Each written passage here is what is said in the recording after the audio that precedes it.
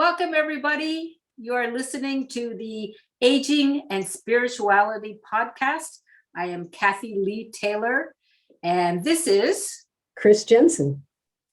So we're going to introduce ourselves a little bit because this is the first podcast that we have done together.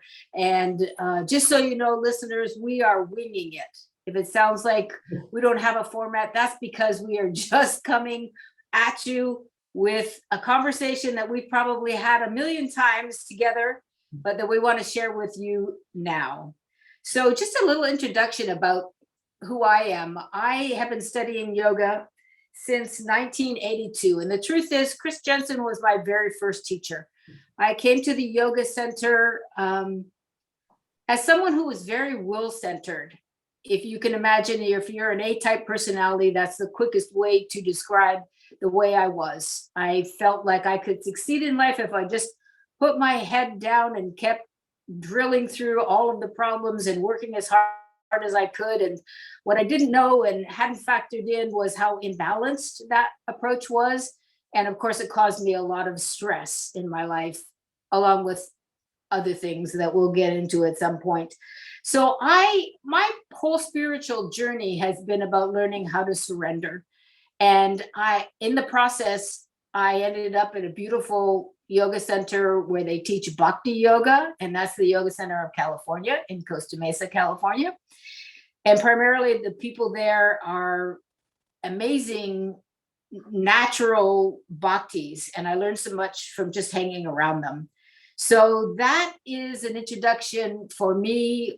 Chris and I are 40 years down the road now in terms of practicing yoga and meditating twice a day. So this is a subject that is dear to our hearts, but truly who we are. So now I'll pass it over to Chris so she can give you a little introduction. Yes, I'm Chris Jensen, and I have been teaching yoga for over 30 years, if you can imagine that. When I first found the Yoga Center of California, I thought I would do 3 months and move on to the next thing. I was a seeker of some sort. Always in my life, I thought there was something more. I wanted to do something that had meaning or something that was of benefit to humanity. And when I was younger, I got involved in all kinds of political things, but that put me in a place where I felt very empty, and it wasn't the answer. And I tried a lot of things until I came to the yoga center. And that's when I started to have some experiences. And I remember the first thing I heard from the main teacher and yoga master there was, don't believe anything I say. Yoga is an experience system. Try these practices and see if it makes a difference in your life. And that was, for me, the answer. I did the practices, and pretty quickly I found incredible transformations in my life. I was a very high energy person. Well, I still am, but in a much more balanced way. And stressful things would happen. But once I started practicing yoga, my reaction was very different. Now I could be much more centered and deal with them from a more harmonious, loving place. Relationships improved, my concentration improved, and pretty much everything in my life was enriched. And that definitely put me on the path to stay, because there is no end to what we can experience. When we start to meditate and experience the inner self, it just keeps going on. And when Kathy and I talk about yoga in the yoga center, we're not talking about just doing the physical asanas. I mean, a lot of people think that that's all that yoga is. And that's an important part of it, because as we release the tension in our body, it allows our mind to get more calm. And so it's a very important part. But we also are, what we're sharing is from what we call the higher yogas, which is all about the in-depth yoga you experience when you meditate, and which can enrich your life. And we want to give you some things that have helped us, which we call life mastery techniques or life skill techniques, things that have improved our lives as we get much more spiritually centered. Beautiful. I love that so much. And I need to really reiterate what you said about direct experience, because I said this to somebody the other day, who asked me the difference between religion and spirituality. And for me, that was the definition. spirituality is all about the direct experience. You can't have yoga, practice yoga, unless you are ready to do the work, to have the experiences personally. I mean, this is stuff that transforms your life. If you have the big questions in life, this is what you want. You want to be able to practice yoga and understand how it applies to who you are, getting to know who your inner self really is. So I'm so happy that you said that. And there's, so much more to be said about yoga, and we'll get there.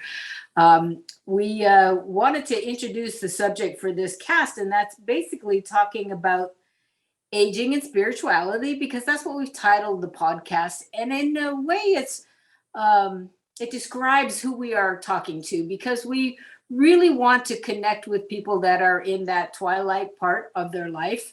We often spend so many years as young people and up to 60 so busy doing the things that we have to do in life and having jobs and kids and friends and all of those things. And then we wake up and wonder what is left. And I don't mean to say by any means that you can't do spiritual stuff young. I hope young people are listening to us as well. But I'm really talking about those people that are concerned about the sense of urgency they feel, because maybe they've taken care of somebody else their whole lives. And now they wake up and they go, what am I supposed to be doing? I don't even know what I want. I've never even stopped to ask myself, what do I want out of my life? Which is pretty shocking, especially for women. This tends to be a real woman thing, because we're trained as young people to take care of others first. And so when you start learning to put yourself first and start asking those big questions like, who am I? And what is my purpose in life? And all of those things that you don't know where to turn to for the answers. And so we're here talking about it because what we've discovered for ourselves is that the answers are inside. And so we're going to talk about that as a spiritual journey, finding those answers with the instruction of a path of yoga that has been taught to us. So not to negate our learning in any way, because everything we both know has come from the Yoga Center of California. So so today we wanted to really talk about what aging means. And of course, when I brought that up to Chris is one of the first people that ever said to me at the Yoga Center, don't think about the number. As I got older, I would say, oh my God, I'm turning this age, or I'm turning this age, or whatever it was. And she would say, don't think about the number. Don't everything. It's just a number. And that's literally how she lives. And she is the best person to talk about this subject of aging. And that's what we really want to do some myth busting on. We're going to be doing a lot of myth busting in these podcasts, because people have some strange ideas about what spirituality is. And so we'll be talking about those as well. But today we'll talk about aging and how we can do that gracefully, happily, how it doesn't have to be painful, and how as we age, we've got all this time usually to find out who we are and to be able to spend time thinking about what is spirit, what is spiritual nature, what is spirituality, and how do I practice that in my life? How can it help me be a better person? How can it help me know who I am, get what I want, live my purpose, all of those amazing things. So, Chris Jensen, what is your concept of aging? And let's talk about how we can transform some of those ideas that are out there right now. Well, one of the things that I like to ask people is, do you believe in aging? It's kind of like when Kathy said, I told her, don't think about the number, because what people tend to do is they create a picture of how life should be at a certain age. And that's what tends to happen. In yoga, we call it mental equivalence. So whatever we think deeply and believe deeply, what our picture of life is, what our picture of what we're like at a certain age, that puts an energy and a momentum towards that, and it tends to create that situation in our life. So if you think that, okay, let's say someone turns 40. Now, to me, that seems like a youngster. My daughter's older than that. But hey, stop, don't say that. but for someone in their late 30s, they think, oh my God, my body's going to change. My life is going to change. I'm no longer fit. And that doesn't necessarily have to be the case. Yeah. We can change exactly what our experience of life is just by changing how we think about it. And I don't mean like having a wishful thought once in a while. I mean doing it in a very focused way, looking at what we would rather have. And, let's say you have this idea that, oh my gosh, at 65, I'm going to have health problems. I'm going to have problems with my joints. That may not be the case. You may want to take this and say, what would I rather have instead? And see yourself as vital and healthy and affirm. My joints are great. My body feels great. I'm full of energy. And you will have a different experience. I have a friend who has an idea that she's getting older. She's in her 70s and things should be happening to her body. And they are. I mean, pretty much everything in her body is going south. Yet there are other people, So you're saying it kind of is unfolding, whatever is in her mental framework is unfolding the way she's thinking about it, is basically what you're saying. That's exactly right. That's exactly right. It's going to unfold the way we think about it. It's like a kid riding a bike. If they're afraid of hitting a tree, guess what? They're going to hit the tree. Yeah, they're focused on the tree, so they're going to go bang right into it. So that's what people are focusing on aging, Right.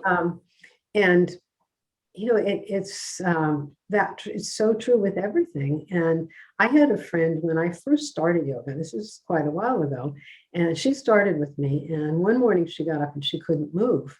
And she went to a whole bunch of doctors, and she was young. She was 31 maybe. And she went to many doctors, and they couldn't diagnose what was wrong with her, but they did say that they felt like, her cells were fighting each other. And they thought that it was potential that she wasn't going to live very long with this situation. Wow. And yeah, it was really scary. And she had a young baby, And so she had come to the yoga center with me, and she started doing this practice. She heard this practice about changing how you think and how you feel. And she created a visualization for herself. The doctors had said her cells were literally fighting each other. So she made the image of her cells shaking hands. That was her visualization. That's not something we teach in yoga. It was her creativity on where she wanted to be. And right. So she did this visualization. She did it every day, very intensely. And guess what? She got better. Better. I just talked to her the other day. She moved out of town, but we talk occasionally, and she's, just fine. Wow. Well, okay, so this is a great place to be asking you. Somebody wants to apply this as a practice. What is the technique they would use? Let's use me as an example. I am 65. That is my true confession right there. And so here's the thing. I did have an equivalency in my mind where I thought, well, when I hit 65, I'm not going to be playing sports like I used to. I'm not going to be as vital as I used to be. And that was really terrifying for me, to be honest, because I've been physically active my whole life. And anybody who's into sports understands that. My dad was a sports coach. This is just a little background. So we grew up playing all kinds of different sports in all our whole lives. So the idea of not being able to move, or being somebody that, is crippled over, or, has arthritis, or has to sit on the couch all the time, to me, that's not living. That's like, no, I don't want to be able to do that. So if I had that picture in my head that, okay, I'm going to hit 65 and I'm not going to be able to play the sports that I want to play, how would you have me change that? What would be the practice for me to be able to see that differently? Well, the first thing you want to do is commit at least 5 minutes a day. And during that 5 minutes, create a visualization for what you would like to have. So instead of 65, I'm not going to be able to play sports, visualize yourself at 65 going out and killing it on the tennis court, like you do. Right. You know, visualize that happening. Visualize yourself doing really well, and then create a positive mental affirmation. An affirmation is where we're saying, I am great at playing tennis. I feel good. This is a great sport for me, and I'm 65 and I play better than ever. What you don't want to do when you make your affirmation, do not use the word not. You don't want to say, I'm not unable to do this, because our subconscious and our inner self, they hear what we're saying, and the not will take us there. So it's got to be positive. It's got to be what we want. And you have to do this regularly with intensity and repetition. So you don't do it just once, you do it every day. Anybody can commit 5 minutes to having a better life, right? That's for sure. Okay, so I heard what you said, and my mind is thinking 5 minutes a day. I don't know if that's enough. But here's the thing. I think and tell me if I'm wrong, but how I would apply what you just said is every time I had a negative thought, I would stop and turn it around right there. Like I get off the tennis court and my back hurts, or my knee is sore, or my body is telling me I need to go do something and help it out because it's 65 years old and wah. So I can have a couple of responses to that, right? I could be like, oh, you poor thing. The other part of me just goes, all right, whatever. And I, slap on some liniments, do some massage, do some stretches. I mean, and yoga postures get really important as you get older, because as we've said a zillion times, you don't curl over as an old person because you're old. You curl over because your body's full of stress. So that idea and the equivalent of letting go of the negative thought is critical, because then you can get on to being back in the moment, back present, and able to let go. I think that's the point I'm trying to get to, is how does it feel to have that let go? Well, you're not thinking about that other thought anymore. You're normally in the presence of, I'm perfectly okay to play tennis until I'm 95. Does that make sense? Yeah, that makes a lot of sense. And that's a really good point. One of the things that doing this 5 minutes a day is intended to do is to help change the dialogue, your inner dialogue that's going on.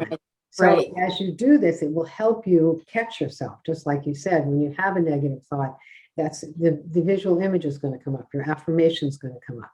And that's a good time to bring it up. And then little by little, the negative thoughts about it are going to go away, and just get the results. Yeah. It's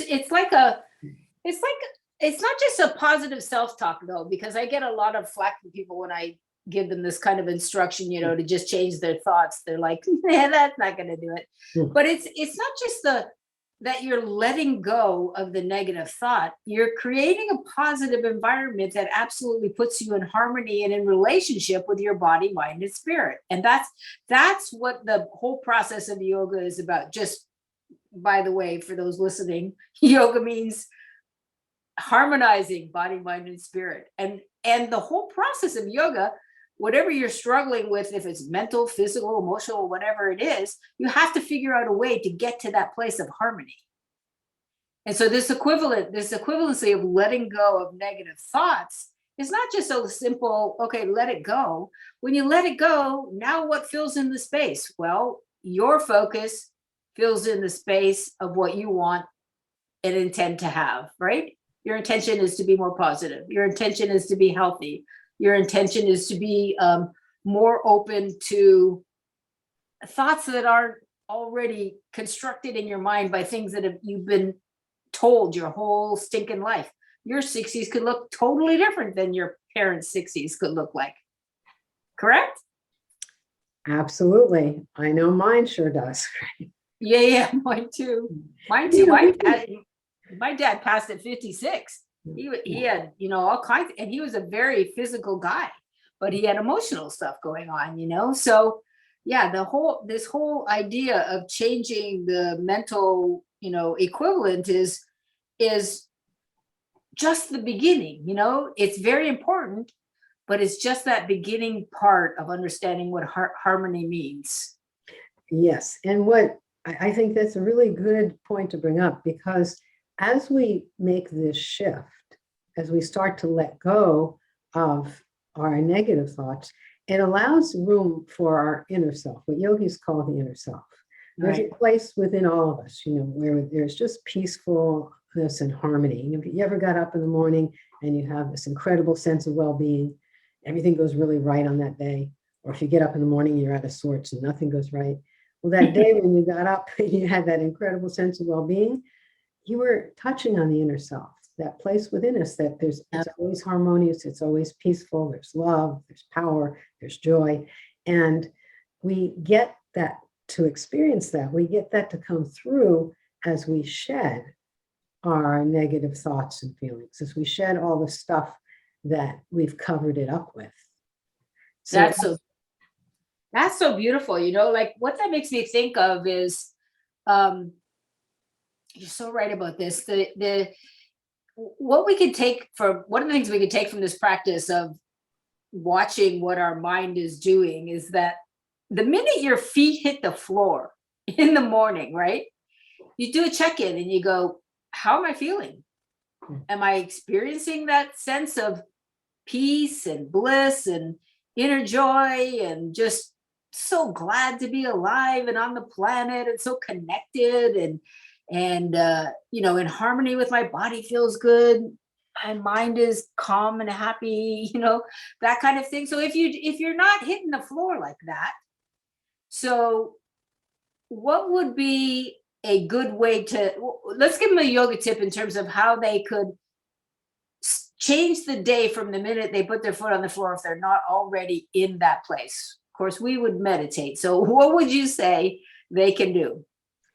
I would say the minute your feet hit the floor, if you feel like you're not in a good place, do a breathing practice. There's a very, very simple breathing practice that can help you to get centered very quickly and shake off. Because sometimes when we wake up in the morning, we've been in the subconscious when we're sleeping and we're carrying that with us a little bit. And this breathing practice, they actually use it with the Navy SEALs when they're in a challenging position, when they don't know what to do, they tell them to do this. And it's very simple. You inhale for a count of 4, hold your breath for 4, and exhale for 4. You inhale through your nose, hold your breath for a count of 4, and then exhale for a count of 4. Do that about 3 or 5 times.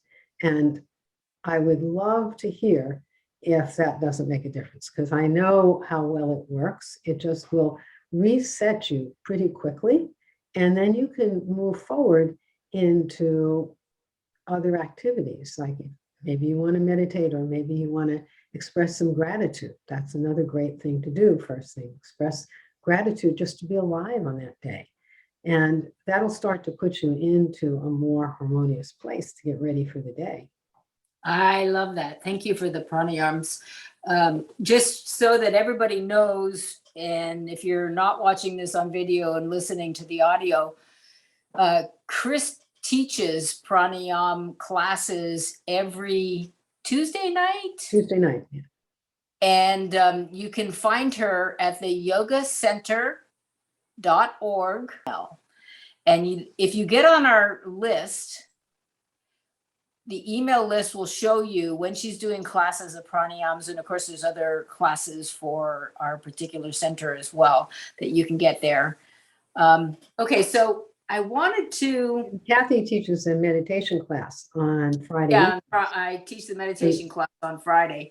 And I also have, you can contact me at kathyleetaylor.com if you want to get in touch with me directly.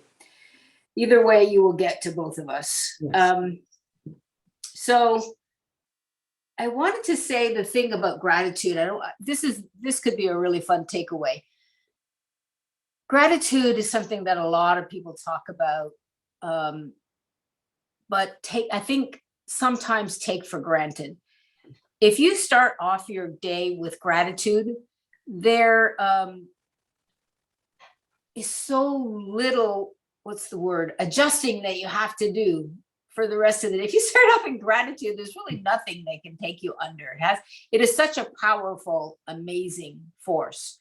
So maybe you could just give them a tip because we haven't we have not even begun to talk about meditation, which is, you know, the icing on the cake, the cream of everything. And we will definitely get that there. So please come back and join us, because we'll be talking about meditating a lot. But the idea of getting up, and if you're grumpy, and you're going to do some breathing practices, and then put yourself in a state of gratitude. What would you say about how to do that really easily, Chris? Well, find something very simple to be grateful for. You live in a house or an apartment, be appreciative, give gratitude for that. Give gratitude to be alive and have some good health. I'll give you an example at a time when you think it's difficult to have gratitude. I was going in to have a surgery, and it was, it was a little scary. And I was grateful for the surgeon. I was grateful for the hospital. I was grateful for the problem being detected very early. And so many nice things happened. When the surgeon came in, and my husband and my daughter were there, and she said, "What music do you like?" I have found that when I'm doing the surgery, if I play music that my patients like, they do better. And so my husband told her some yoga chants, and Deva Premal, who's very beautiful. And so that's what was playing during the surgery. And the surgeon enjoyed it. Everything went very smoothly, very easily. So, I could have had a lot of grumpiness about that, but just by shifting gears to appreciating everything, it went really well. Yeah. Oh, I love that story, because what it makes me think is, and I think this is really important when you talk about gratitude, what is happening when you're experiencing gratitude? You're opening your heart. And when you open your heart and that energy flows, people feel it. And they don't necessarily, look at you and think, "Are you walking around with an open heart?" They just feel good. They don't know what's happening. I mean, have you ever noticed that when you open your heart and you walk into a room, people just perk up, I walked on the tennis court this morning, and I'm always just so, happy and talking to everybody, and, encouraging people when they're playing and stuff like that. And all of a sudden, all the competitive, gnarly guys are making jokes and laughing and, doing something completely different than they probably had not planned on, But that is what I love to do. I love to be in a place where I can emote that kind of energy. And that's what gratitude will do for you. You will get the immediate benefit of being able to feel like that. You will open your heart, and you will be also blessing the world as you move through it. Everything will go better in your day. That's so Everything will always go better. That's an important thing. Okay, my beautiful friend, we are at the end of our 30 minutes. So congratulations. This is our first cast. We're very excited to get this going. We're going to do it once a week. And we hope that you will give us feedback. You will send us your questions. We'll provide links for you to be able to do that.